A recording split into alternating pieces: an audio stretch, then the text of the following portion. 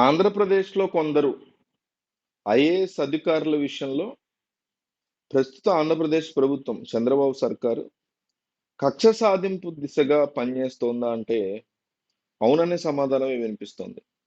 ఆంధ్రప్రదేశ్లో కూటమి ప్రభుత్వం ఏర్పడిన తర్వాత పలువురు ఐపీఎస్ అధికారులని ఐఏఎస్ అధికారులను పక్కన పెట్టింది. గత వైసీపీ అధికారంలో ఉన్నప్పుడు ఆ ప్రభుత్వానికి అనుకూలంగా వాళ్ళందరూ పనిచేశారని ఆరోపిస్తూ 2 నెలలుగా వాళ్ళకి ఎటువంటి పోస్టింగ్ ఇవ్వట్లేదు. తాజాగా పోస్టింగ్ ఇవ్వని అధికారులకు సంబంధించి కొన్ని వింత ఆదేశాల్ని కూటమి ప్రభుత్వం జారీ చేసింది. సరే, పోస్టింగ్ ఇవ్వలేదు అంటే వేరే కథ.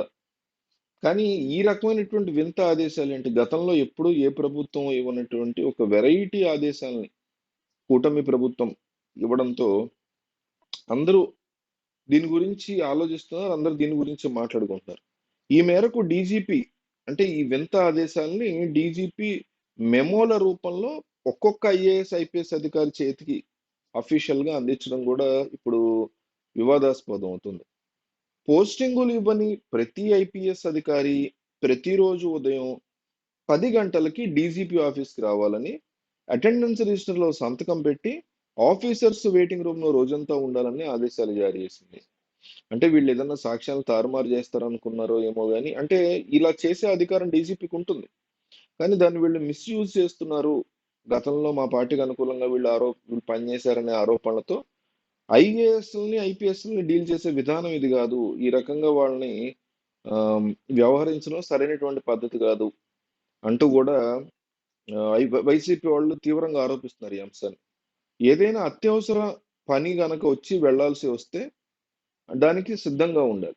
అంటే ఇప్పుడు వీళ్ళు బయట ఉంటే గతంలో వైసీపీ ప్రభుత్వంలో చేసినటువంటి తప్పుడు పనులకు సంబంధించి ఆధారాలను లేకపోతే వ్యవహారంలో సరి చేసేస్తారు, చెక్ చేసుకుంటారు, వాటిలన్నిటిని రూపుమాపుతారు అనేటువంటి ఆలోచన ఏమో. వెయిటింగ్ రూమ్ లో వెయిట్ చేయాలి, ఏదైనా అత్యవసరం రాష్ట్రానికి సంబంధించి ఉన్నప్పుడు మీరు వెళ్ళాలి. అంటే నాకు ఇది నచ్చింది యాక్చువల్గా.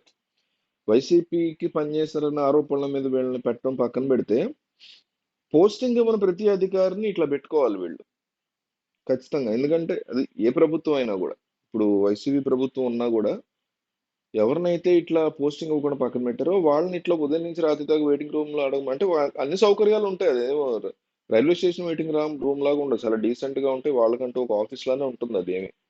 సో అక్కడ వాళ్ళ పుస్తకాలు చదువుకోవడము ఇంకొక పని చేసుకుంటూ ఉంటే ఏదైనా అత్యవసర పని ఉన్నప్పుడు వాళ్ళ సర్వీస్ని ఉపయోగించుకోవచ్చు. చాలా మంచి ఐడియా ఇది. కానీ కక్ష సాధింపుగా ఇది చేయడం అనేది అయితే బాగాలేదనేసి వీళ్ళు అంటున్నారు. ఈ జాబితాలో 16 మంది ఐపీఎస్లు ఉన్నారు. 16 మంది.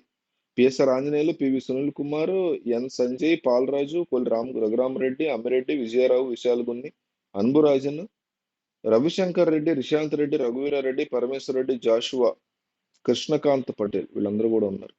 విశాల్ గున్నికి చాలా మంచి పేరు ఉంది. మరి ఆయన ఏం చేశారు గత ప్రభుత్వంలో మనకు తెలియదు కానీ. సో ఈ రకమైనటువంటి అన్ని జరుగుతూ ఉండడంతో కేంద్రంలో ఉన్న ఐఏఎస్ సంఘం వరకు వెళ్ళడానికి వీళ్ళు సిద్ధపడుతున్నట్టుగా తెలుస్తుంది.